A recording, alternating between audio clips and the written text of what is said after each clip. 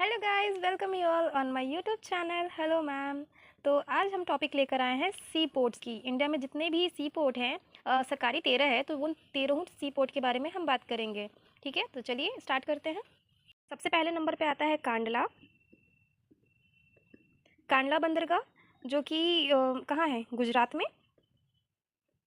और इसकी खूबी क्या है, इससे रिलेटेड कुछ बता देते हैं।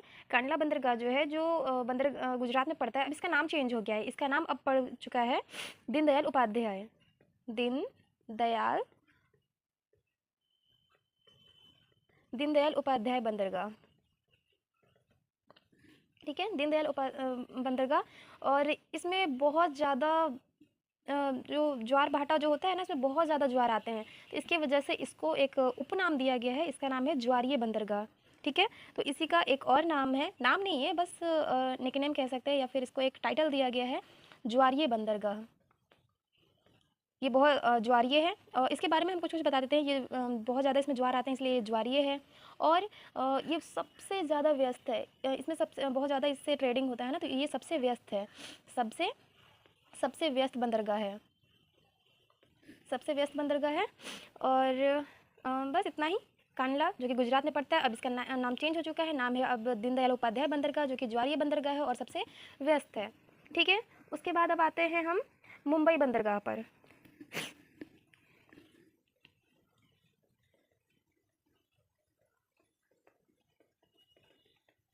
मुंबई बंदरगाह, जो कि महाराष्ट्र में पड़ता है।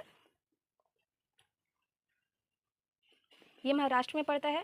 इसका क्या विशेषता, इसका क्या है कि ये सबसे बड़ा है। अभी तक जितना भी बंदरगाह है, 13 बंदरगाह है, उसमें ये सबसे बड़ा है। मुंबई बंदरगाह सबसे बड़ा है, एरिया के हिसाब से सबसे बड़ा है। बहुत दूर के क्षेत्र में है, एंड बहुत बड़े पैमाने पर इस पे ट्रेडिंग भी होते हैं। तो ये मुंबई बंदरगाह जो है, ये सबसे बड़ा है। ये सबसे बड़ा है। सबसे व्यस्त कांडला। ठीक है, उसके बाद आता है नवा शिवा। नवा शिवा बंदरगाह, जो कि महाराष्ट्र में है। ये भी महाराष्ट्र में ही है। ये भी महाराष्ट्र में है। इसकी खूबी क्या है कि इसको इसको चलाने वाला जो होता है, कोई किसी ट्रस्ट के थ्रू चलता है ये, तो ये इसको चलाते हैं जवाहरलाल नेहरू पोर्ट ट्रस्ट, जिसको शॉर्ट में JNPT कह सकते हैं। Jawaharlal Nehru port trust. ठीक है, तो इसको चलाते हैं जवाहरलाल पोर्ट ट्रस्ट। और इसका और क्या कह सकते हैं, नवा शिवा बंदरगाह है ना, ये सबसे आधुनिक है, सबसे मॉडर्न, सबसे आधुनिक, मतलब सबसे नया नहीं है, आधुनिक है, मॉडर्न है, सबसे आधुनिक है। ठीक है, उसके बाद है मुर्मू गांव। मुर्मू गांव बंदरगाह, जो कि है ये है तो गोवा पे। इसका क्या विशेषता है, ये गोवा में है, तो आप समझ सकते हैं गोवा में क्या हो सकता है। ट्रेडिंग तो होता ही, उसके साथ अलावा गोवा किस चीज़ के लिए फेमस है, कुछ नहीं। उसका अर्थव्यवस्था सिर्फ और सिर्फ टूरिज्म पे चलता है। ठीक है, तो वो टूरिज्म के लिए है। ठीक है, तो ये वाला जो मुर्मू गांव बंदरगाह है, इसका क्या विशेषता है कि ये ना एक एस्चुरी पे बना हुआ है।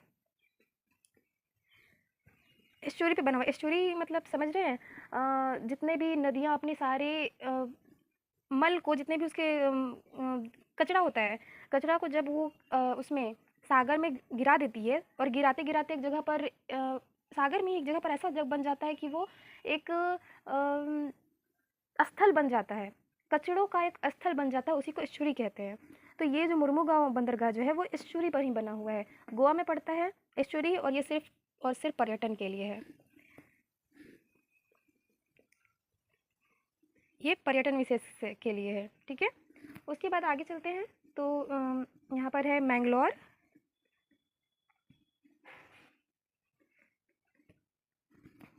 मैंगलोर बंदरगाह, जो कि है कर्नाटका में। मैंगलोर बंदरगाह, जो कि है कर्नाटका में।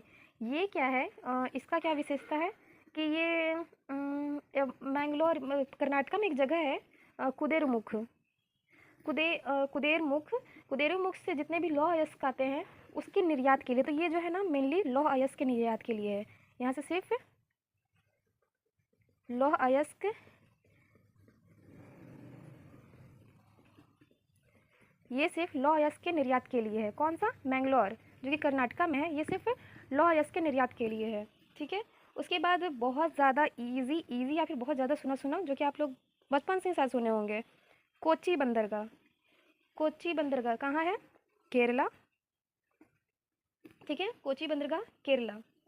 इसको यहाँ ट्रेडिंग, यहाँ से बहुत साल पहले से यहाँ ट्रेडिंग बहुत ज़्यादा होते आ रही है, हमेशा से, आज से ही नहीं। एक तो ये बहुत पुराना है, और जब से ये बना है तब से वहाँ पर कंटिन्यू बहुत ट्रेडिंग चलते हैं विदेशों से, हमेशा होते रहा है।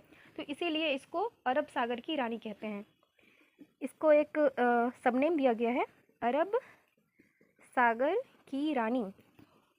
अरब सागर की रानी कहते हैं किसको? कोच्चि बंदरगाह को अरब सागर की रानी। ठीक है, क्योंकि जितने भी लोग आए हैं ना फॉरेन से, वो कोच्चि बंदरगाह पर ही आए हैं। और अगर देखा जाए तो जब भी कोई वेस्ट से जब इंडिया की तरफ जब भी आता है तो सबसे पहले कोच्चि बंदरगाह ही मिलता है डायरेक्ट। मुड़ेंगे तो फिर ऊपर नीचे तो और भी हैं ही। उसके बाद आता है तुतीकोरिन। तुतीकोरिन बंदरगाह। तुतीकोरिन बंदरगाह कहाँ पर है? तमिलनाडु में। टीएन लिख दे रहे हैं, तमिलनाडु बहुत बड़ा नाम हो जा रहा है, तमिलनाडु। इसका क्या खासियत है, या इसको हम किस चीज़ से इसको थोड़ा हाईलाइट करें, तो तुतीकोरिन बंदरगाह जो है ये सबसे गहरा है, वेरी डीप, सबसे गहरा, ये बहुत ज़्यादा गहरा है। इसका जो गहराई है बाकी सबसे सबसे ज़्यादा है। ठीक है। और उसके बाद एक और फेमस नाम है जो कि आप लोग को पता होगा, चेन्नई। चेन्नई बंदरगाह। और चेन्नई कहाँ है? कहाँ की राजधानी? तमिलनाडु, ऑब्वियसली। ठीक है, तो चेन्नई बंदरगाह का क्या है ये? अच्छा एक सेकंड, ये बताने से पहले हम पूछते हैं कि सबसे आधुनिक बंदरगाह कौन था? अभी पढ़ा है ना, सबसे आधुनिक, मॉडर्न, सबसे आधुनिक कौन था? नवा शिवा। और चेन्नई बंदरगाह जो है ये सबसे पुराना है, सबसे पुराना, ओल्डेस्ट वन, सबसे पुराना। ठीक है। उसके बाद आता है एन्नौर बंदरगाह।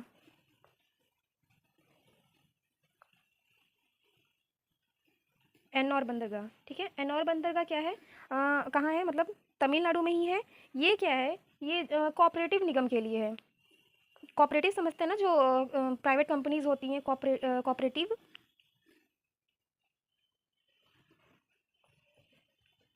कोऑपरेटिव निगम के लिए है। ठीक है, ये जो है कोऑपरेटिव निगम के लिए है। उसके बाद एन्नौर के बाद आ जाता है एक और बहुत ही ज़्यादा नामी निगरानी, विशाखापट्टनम।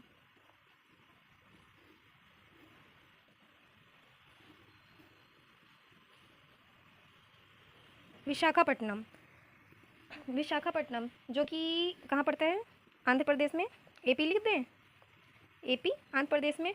और why it is famous for, तो ये जो है विशाखापट्टनम बंदरगाह एक तो सबसे गहरा और सुरक्षित है। गहरा ये भी था, तुतीकोरिन भी, विशाखापट्टनम भी सबसे गहरा है।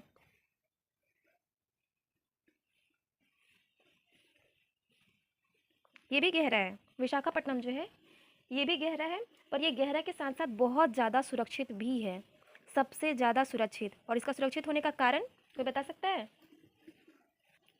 इसका सुरक्षित होने का एक कारण है कि डॉल्फिन नॉच पहाड़ जो है पूर्वी साइड में, इंडिया के पूर्वी साइड में जो डॉल्फिन नॉच पहाड़ है, उसके कारण इस पर कभी भी सुनामी लहरें नहीं आती हैं। उस पहाड़ से टकराकर वो वापस चली जाती हैं, इस पर कभी आ ही नहीं पाती। इसकी वजह से इस पर कभी भी कोई भी डिस्ट्रॉय नहीं हुआ है, कभी भी इस पर सुनामी लहरें की वजह से कोई यहाँ पर तोड़ फोड़ नहीं हुआ है, कुछ भी नुकसान नहीं हुआ है।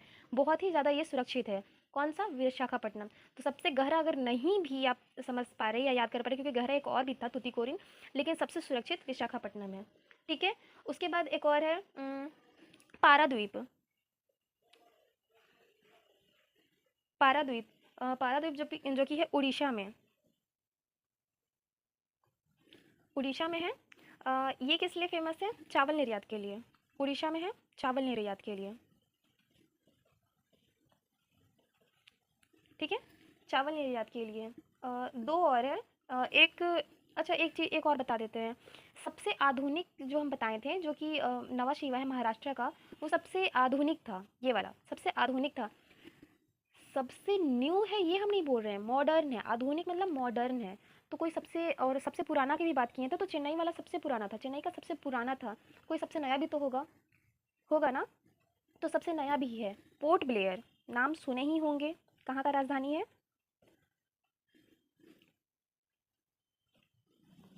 स्पेलिंग पे मत जाइएगा भाई, मेरा स्पेलिंग गलत होता है इसीलिए हम हिंदी इंग्लिश कम ही लिखते हैं, मतलब देख कर लिखते हैं, अपने से लिखते हैं तो गलती ही होता है। A&N लिख दे रहे हैं। अंडमान निकोबार, उसका राजधानी पोर्ट ब्लेयर, ठीक है। ये जो है ये सबसे नया है, सबसे न्यू, ठीक है। ये सबसे न्यू है, कौन सा, पोर्ट ब्लेयर सबसे नया है, सबसे पुराना चेन्नई और सबसे आधुनिक नवा सीवा महाराष्ट्र का, ठीक है। तो ये है, इसमें एक हल्दिया छूट रहा है, मेरे पास स्पेस नहीं बच रहा है इसलिए बस आप सुन लीजिए। एक ये टोटल 12 है और एक 13वां नंबर है जो कि है हल्दिया। हल्दिया आप सब जानते ही हैं, बहुत ज़्यादा फेमस है, कहाँ है, वेस्ट बंगाल में, हल्दिया बंदरगाह, ठीक है। तो अब एक बार हम रिवीजन कर लेते हैं। कांडला जो कि गुजरात में, जिसका अब नाम चेंज हो चुका है, दीनदयाल उपाध्याय बंदरगाह पड़ चुका है, जो कि एक ज्वारीय बंदरगाह है और सबसे व्यस्त है, वहाँ पे सबसे ज़्यादा वहाँ से इंपोर्ट एक्सपोर्ट होता है, वहाँ से बहुत ज़्यादा ट्रेडिंग होता है, तो वो सबसे व्यस्त है। उसके बाद आ जाता है मुंबई बंदरगाह जो कि महाराष्ट्र में है, ये सबसे बड़ा है, मुंबई सबसे बड़ा है, ठीक है, सब में। नवा सीवा जो कि महाराष्ट्र में पड़ता है, जिसको जवाहरलाल नेहरू पोर्ट ट्रस्ट के द्वारा चलाया संचालित किया जाता है, वो सबसे आधुनिक है, सबसे मॉडर्न है, ठीक है। उसके बाद है मुर्मू गाँव जो कि गोवा में है, और गोवा में है तो समझ जाइए कि गोवा का पूरा अर्थव्यवस्था ही उसका टूरिज्म पे चलता है, तो गोवा और कुछ करेगा नहीं, सिर्फ टूरिज्म टूरिज्म टूरिज्म। हालांकि है भी बहुत सुंदर, वहाँ पे लोग घूमने जाते हैं और बहुत अच्छा रिव्यू देकर आते हैं, तो ये पर्यटन के लिए, और मेन है कि एस्चुरी पर बना है, पर्यटन के लिए तो है, एस्चुरी पर बना हुआ है, ठीक है। मैंगलोर जो कि कर्नाटका में पड़ता है, यहाँ लौह अयस्क का निर्यात होता है, ठीक है। मैंगलोर वाला जो है ये सिर्फ लौह अयस्क के निर्यात के लिए है। कोची जो कि केरला में है, जिसको अरब सागर की रानी कहा जाता है, बहुत पुराना है, यहाँ पर बहुत सारे पुर्तगाली और जितने भी फॉरेन से लोग आए थे यहीं आते थे, कोची बंदरगाह पर ही। उसके बाद है तुतीकोरिन जो कि तमिलनाडु में पड़ता है, ये सबसे गहरा है, सबसे डीपेस्ट, ठीक है, सबसे गहरा। उसके बाद आता है चेन्नई जो कि तमिलनाडु का कैपिटल भी है, वो सबसे पुराना है, चेन्नई बंदरगाह जो है वो सबसे पुराना है। उसके बाद है एन्नौर बंदरगाह जो कि तमिलनाडु में ही पड़ता है, ये एक सरकारी, ये एक तरह ये 13वां सरकारी है ना, सबसे बड़ा और सरकारी में है, लेकिन ये एक इकलौता है जो कोऑपरेटिव निगम के लिए है। एन्नौर बंदरगाह जो है वो कोऑपरेटिव निगम के लिए है। विशाखापट्टनम आंध्र प्रदेश में पड़ता है, जो कि सबसे गहरा है, गहरा लेकिन इससे तूतीकोरिन से गहरा नहीं है, गहरा है पर तूतीकोरिन से गहरा नहीं है। विशाखापट्टनम गहरा के साथ साथ सुरक्षित है, बहुत ज़्यादा सुरक्षित है, क्योंकि डॉल्फिन नॉच पहाड़ के कारण इसमें कभी भी महासागरीय तूफान नहीं आते हैं, ठीक है। उसके बाद आ गया पारादीप बंदरगाह जो कि उड़ीसा में पड़ता है, ये चावल निर्यात के लिए है। और एक पोर्ट ब्लेयर जो कि अंडमान निकोबार में पड़ता है, ये सबसे नया है, सबसे ही न्यू है, मॉडर्न का बात नहीं कर रहे, ये न्यू है, नया है, ठीक है। और एक ये टोटल 12 हो गया, और 13वां नंबर तो बता दिए हैं, एक हल्दिया बंदरगाह जो कि वेस्ट बंगाल में है, नदी पर बना हुआ है, ठीक है, हो गया। ये सारे हैं जितने भी इंडिया के 13 है ना, 13 टॉप मोस्ट ये सारे सी पोर्ट हैं जहाँ से इंडिया का ट्रेडिंग होता है विदेशों में। चलिए, तो ये याद करके रखिए, और वीडियो अच्छी लगी हो तो प्लीज़ वीडियो को लाइक करें, सब्सक्राइब करें चैनल को। Thank you.